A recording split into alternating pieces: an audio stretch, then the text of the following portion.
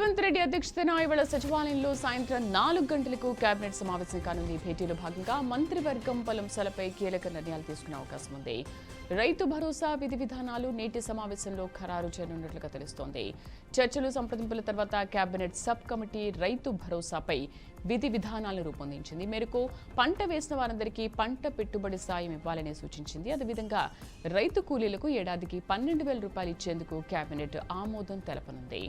అదేవిధంగా కొత్త రేషన్ కార్డుల జారీ, సన్నబియ్యం పంపిణీపై సమావేశంలో చర్చించనున్నారు. ఇక ఇందిరమ్మ ఇళ్ల నిర్మాణం కోసం లబ్ధిదారులకు సబ్సిడీ రేట్లతో ఇసుక, సిమెంట్, స్టీల్ సరఫరా చేయాలన్న ప్రతిపాదనపై డిస్కషన్ చేయనున్నట్లుగా సమాచారం. స్థానిక సంస్థలో బీసీ రిజర్వేషన్ల ఖరారు కోసం ఏర్పాటైన డెడికేటెడ్ కమిషన్ కు సర్వే గణాంకాలు ఇచ్చేందుకు కేబినెట్ గ్రీన్ సిగ్నల్ ఇచ్చే అవకాశం ఉంది. ఇక యాదగిరిగుట్ట ఆలయానికి టీటీడీ తరహాలో ప్రత్యేక బోర్డు ఏర్పాటుపై మంత్రి మండలి నిర్ణయం తీసుకునే అవకాశం ఉంది. మొత్తం 20 మందితో కూడిన పాలక మండలి ఏర్పాటు చేయాలని సర్కారు భావిస్తున్నట్లుగా తెలుస్తోంది.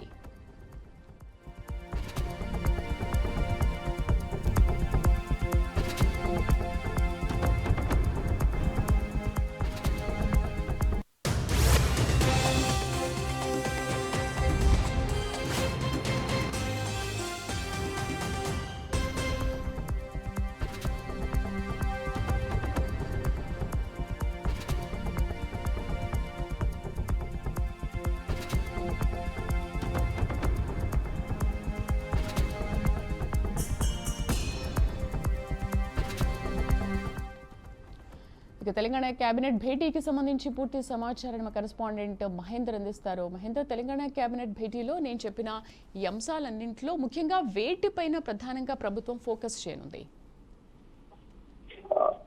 మొత్తానికి నేడు తెలంగాణ కేబినెట్ సమావేశం అయితే కానుంది. రైతు భరోసాపై కీలక ప్రకటన కూడా చేయనుంది.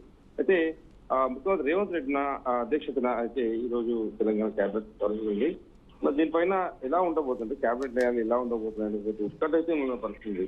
తెలంగాణ కేబినెట్ సమావేశంలో రైతు భరోసాతో పాటు కొన్ని అంశాలు అంటే 10 అంశాలు కూడా చర్చిస్తున్నారు. తెలంగాణ రాష్ట్ర కేబినెట్ సమావేశంలో రేషన్ కార్డులు, ఇందిరమ్మ ఇళ్లపై చర్చ కూడా ఉండే అవకాశం అయితే ఖచ్చితంగా ఉంది. ఎందుకంటే స్థానిక ఎన్నికల నేపథ్యం కనిపిస్తుంది. మరోవైపు ఇప్పటికే సంక్రాంతికి ఇచ్చిన హామీలు ఏవైతే ఉన్నాయో, ఇక కొత్త ఇంధన పాలసీపై కూడా చర్చిస్తున్నామని డిప్యూటీ సీఎం బట్టి ముఖ్యమంత్రి కూడా ఇప్పటికే చెప్పిన సంగతి తెలిసింది. మరి ఇంకా చాలా అంశాలు అంటే ముఖ్యంగా రైతు భరోసా విషయం పైన చాలా మొన్న సబ్ కమిటీ భేటీ కూడా అయిన నేపథ్యంలో కలిసి నేడు తుది నిర్ణయం తీసుకునే అవకాశం. ఎందుకంటే ఐటీ చెల్లింపులు చెల్లిన వారికి కానీ భూ పరిమితి లేదని కానీ వాళ్ళు చెప్పడం జరిగింది. మరి దానికి ఒక ప్రణాళిక అంటే పూర్తి స్థాయి ప్రణాళిక ఇచ్చే అవకాశం ఉంది. సో నేడు సాయంత్రం 4 గంటలకు కేబినెట్ సమావేశం కానుంది. మరి ఈ భేటీలో మంత్రివర్గం పలు అంశాలు చాలా వరకు అంశాలు తీసుకున్నారు కనిపిస్తుంది. దీంట్లో మరి కొత్త రేషన్ కార్డుల గురించి మనం మాట్లాడుతున్నట్లయితే సన్నబియ్యం పంపిణీపై సమావేశంలో చర్చిస్తున్నారు. ఇందిరమ్మ ఇళ్ల నిర్మాణం కోసం లబ్ధిదారులకు సబ్సిడీ రేట్లకు ఇసుక, సిమెంట్, స్టీల్ సరఫరా చేయాలన్న ఒక ప్రతిపాదనపై కూడా ఈ రోజు చర్చ చేయనున్నట్టు సమాచారం అయితే తెలుస్తుంది. మరి స్థానిక సంస్థలో బీసీ రిజర్వేషన్ల ఖరారు కోసం ఏర్పడిన ఈ డెడికేటెడ్ కమిషన్ కూడా సర్వే గణాంకాలు ఇచ్చేందుకు కూడా కేబినెట్ గ్రీన్ సిగ్నల్ ఇచ్చే అవకాశం అయితే ఉంది.